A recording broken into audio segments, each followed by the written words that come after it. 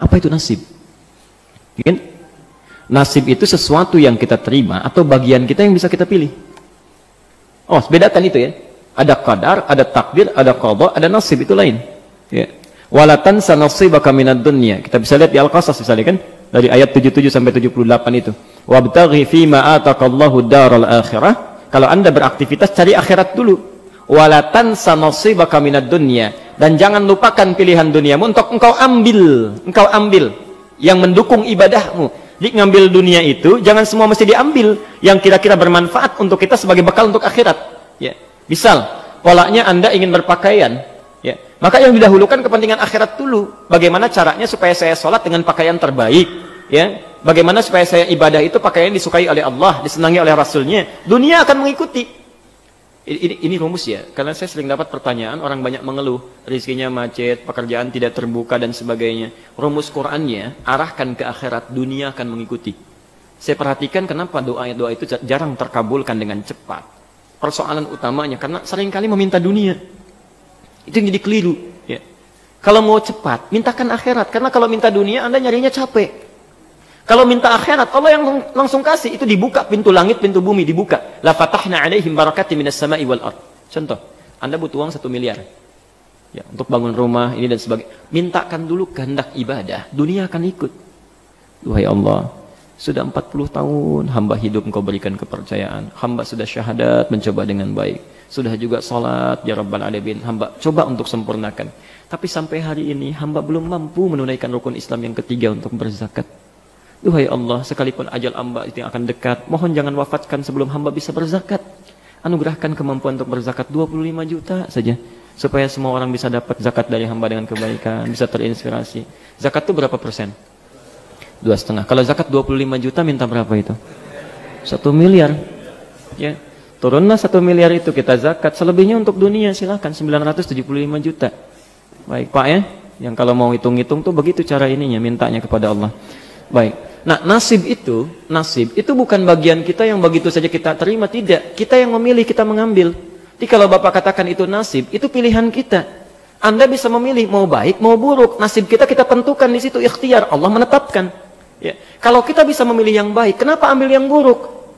Jangan katakan ketika berbuat buruk, ini nasib saya begini. Tidak, itu pilihan Anda begitu. Allah saking sayangnya memberikan petunjuk, disebut dengan hidayah, supaya tidak mengambil nasib yang buruk.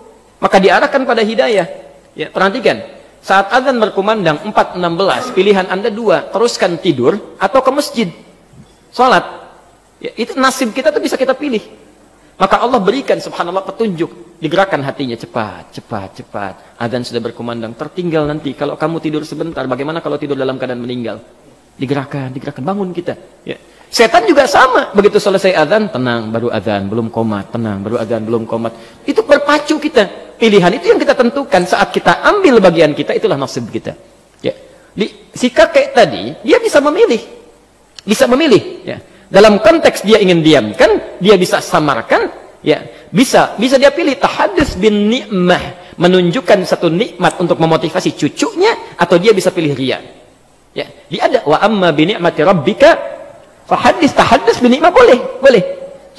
Ini masjid alhamdulillah bisa dibangun. Ya, alhamdulillah dengan izin Allah. Ya, di antaranya dulu kakek pernah diberikan rezeki, disalurkan ke sini. Kamu juga dulu nanti kalau punya rezeki ya ke depan jangan hidup untuk sendiri saja. Itu boleh, Pak. Sah hukumnya. Itu tahadduts bin ni'mah. Motivasi orang lain untuk beramal kebaikan. Sah hukumnya. Seperti saat ini misalnya, ini butuh untuk assalam sekian. Pak, insya Allah saya sepertiganya, Pak. Bisa lakukan. Ya. Niat kita apa? Bukan ingin dapat pujian, bukan. Ya, tapi ingin memotivasi amalan supaya berkembang. Karena itulah ketika Nabi mengatakan anfiqu fi sabilillah, si fulan datang, Rasul saya nyumbang A, Rasul saya nyumbang B, Utsman datang, ya Rasulullah kurangnya berapa? Kata Nabi, ini kurang lebih sekian. Kata Utsman, 1/3 harta saya langsung ambil. Utsman punya aset 6 triliun saat itu. 2 triliun dengan ringannya lisan mengatakan, ambil sekarang. 1/3 harta saya. Ya. Mesti ada yang seperti Utsman. Ya. Mesti ada yang seperti Utsman. Allah. Jadi tenang itu. Ya, tenang. Kita harus bersinergi. Kalau butuh sesuatu masjid, ada yang harus jadi Utsmannya. Makanya ada yang berusaha dalam kebaikan dunianya, niatkan ibadah. Begitu dibutuhkan, Allah titipkan pada Anda. Ya. Kalau nggak ada yang kayak Utsman, ya, seorang muslim yang dermawan, itu susah berkembangnya. Nggak bisa langsung pakai doa aja. Assalam mau pasang kubah, Allahu Akbar, turun kubah dari langit. Gitu. Nggak bisa. Terus ada Utsmannya ikhtiar. Ada ikhtiar. Tapi poin saya ketika Utsman mengatakan sepertiga, itu nggak ada unsur ingin dipuji. Jadi menampakkan kepada orang supaya termotivasi untuk beramal. Buktinya apa? Umar langsung datang. Ya Rasulullah, saya dengar Umar sepertiga ya. Betul, bala, saya setengah. Saya setengahnya. Setengahnya harta Umar mungkin tidak sebanding dengan sepertiga harta Utsman. Tapi poinnya setengahnya. Umar itu selalu ingin berlomba dengan Utsman. Selalu. Masya Allah. Begitu dengar Utsman, sepeninggal Nabi, itu punya kebiasaan. Sibuk luar biasa, pekerjaannya bolak-balik Madinah, keluar masuk, ekspor impor, itu Utsman. Sampai saking hebatnya, sampai hari ini yang punya tabungan di Bank Saudi, sampai sekarang cuma Utsman.